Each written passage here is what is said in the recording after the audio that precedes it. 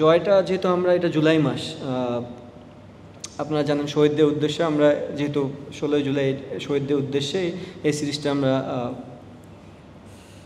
Dedicate করতে চাই।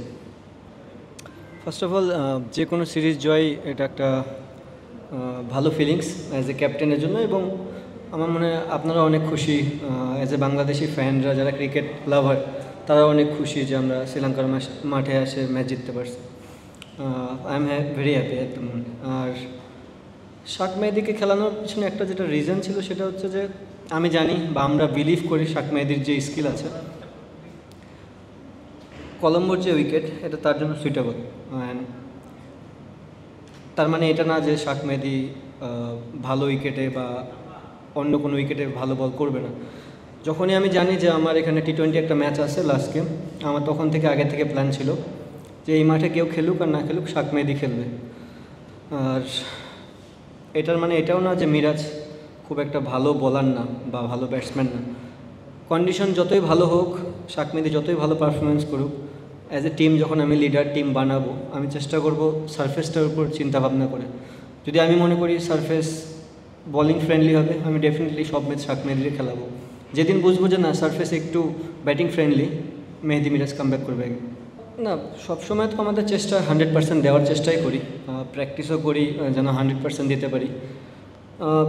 Believe তো সবসময় আছে, লাস্ট 10 বছর ধরে ক্রিকেট খেলতেছি, বিলিভের কখনই কম ছিল না। সো আমার মনে হয় এক তো হচ্ছে হাঙ্গারনেস, যেহেতু অনেকদিন ধরে রান করতেছিলাম না, চেষ্টা করতেছিলাম যে অপরচুনিটি কখন আসবে, ওই অপরচুনিটিটা কীভাবে গ্র্যাব করতে পারি।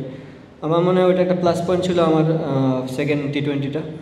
আর অ্যাজ এ টিম যখন আপনি ম্যাচ জিতবেন আমার মনে হয় এমনি একটা আলাদা চেহারা চেঞ্জ হয়ে যায়, বুস্ট আপ হয় সবাই।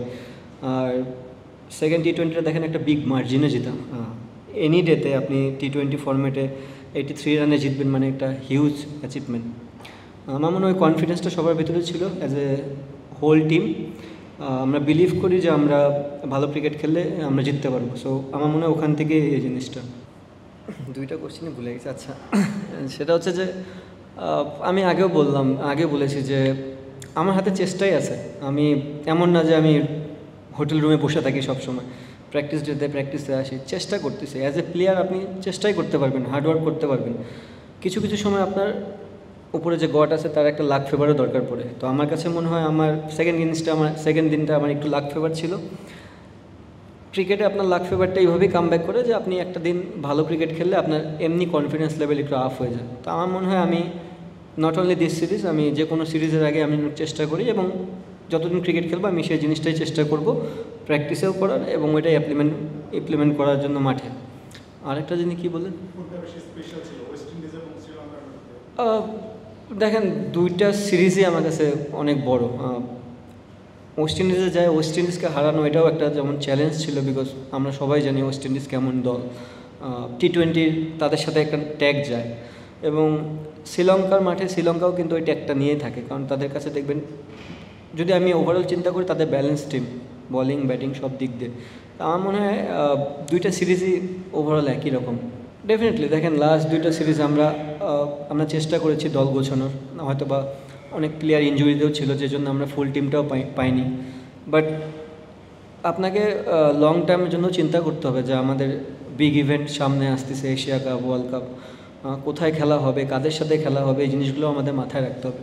সো আমার কাছে মনে হয় যে ওভারঅল এই সিরিজটা আমাদের জন্য খুবই একটা প্লাস পয়েন্ট, এবং তার সাথে সাথে কনফিডেন্স বিল্ড আপ করবে অ্যাজ এ হোল টিমকে, যে আমরা এনি ডে যদি ভালো ক্রিকেট খেলি, স্মার্ট ক্রিকেট খেলি। ভালো ক্রিকেট খেললেই তো আপনি জিতবেন না, আপনার সাথে সাথে চুজি হতে হবে এবং স্মার্ট ওয়েতে আগাতে হবে। তো আমার যদি মনে হয় স্মার্ট ওয়েতে ক্রিকেটটা খেলতে পারি, সো পসিবল অনেক কিছুই।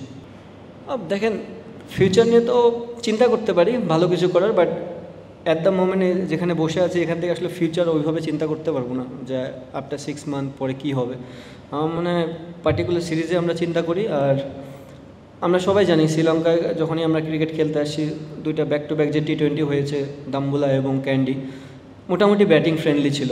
আমরা এটাও জানি যে এখানে যখন খেলতে আসবো এটা ব্যাটিং ফ্রেন্ডলি হবে না খুব একটা, একটু উইকেটে হেল্প থাকবে। বাট নো ডাউট যেভাবে আমরা ব্যাটিং করেছি তাতে মনে হয়নি যে উইকেটে কোনো হেল্প ছিল। বাট আসলে হেল্প ছিল উইকেটে। এদিক দিয়ে আমাদের বলাররা খুবই ভালো বল করেছে, but at the same time আপনাকে এটাও বুঝতে হবে যে আমাদের সামনে খেলা পাকিস্তান সিরিজ মিরপুরে।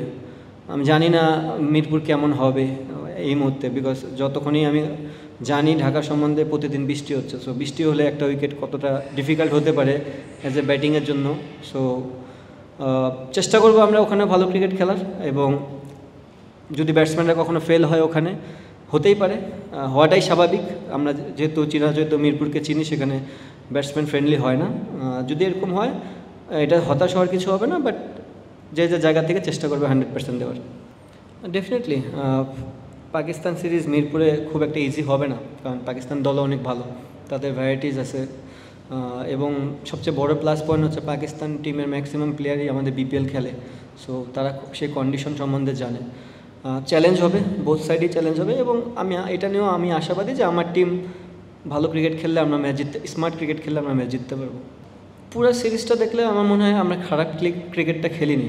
পার্টিকুলার 2-1 দিন আমরা একটু আমি যদি আমি বলবো যে আমরা ব্যাটিংয়ে কোলাপস করার কারণে আসলে সিরিজটা দেখতে অন্যরকম লাগতেছে। আপনি যদি দেখেন, আমরা সেকেন্ড টেস্টে ভালো উইকেট ছিল, আমরা ব্যাটসম্যানরা সবাই 30-35 করে আউট হয়ে গেছি, যেটা হওয়া উচিত ছিল না, কারণ কারো একটা বড় ইনিংস খেলা দরকার ছিল। সো আমি বলবো আমরা ব্যাটিংটা ভালো করিনি। সেম আমরা যখন ফার্স্ট ওয়ানডেতে এখানেই খেললাম, খুব ভালো পজিশনে ছিলাম, ব্যাক টু ব্যাক সব উইকেটগুলো চলে গেছে। তো আমার কাছে মনে হয়েছে আমরা ওয়ানডে এবং T20 এবং টেস্ট খারাপ কিছু খেলিনি, বাট কিছু জায়গা ইমপ্রুভমেন্টের জায়গা আছে। As a whole batting unit আমরা যদি আর একটু ফোকাস হতে পারি, কোন উইকেটে কার জন্য খেলাটা ইজি হবে, কার জন্য ডিফিকাল্ট হবে, এই জিনিসগুলো যদি একটু চুজি হতে পারি এবং ব্যাটসম্যানরা যদি একটু রেসপন্সিবিলিটি নিতে পারি, আমার মনে হয় আমরা সামনের দিকে আগায় যাব। মাইন্ডে পিছিয়ে কখনো ছিলাম না ভাইয়া। আপনি প্রতিদিন আপনার আসলে অফিসেও আপনি খুব একটা ভালো প্রতিদিন ফিল করবেন না। সো আমার মনে হয় ক্রিকেটটা সামটাইমস একটু ফিলিংসেরও দরকার আছে।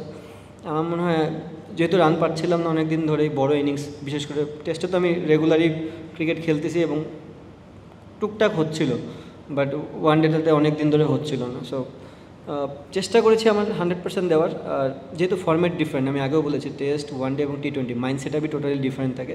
সো আমি জানি যে এই ফর্ম্যাটটা অনেক দিন ধরেই খেলতেছি, কীভাবে খেলতে হয়, টিম কীভাবে আগায় নিয়ে যেতে হয়। তো আমার কাছে মনে হয় এই ফর্ম্যাটটাতে কখনোই আমার ওই প্রেশারটা ছিল না যে আমি কিছু করে আসিনি আগে।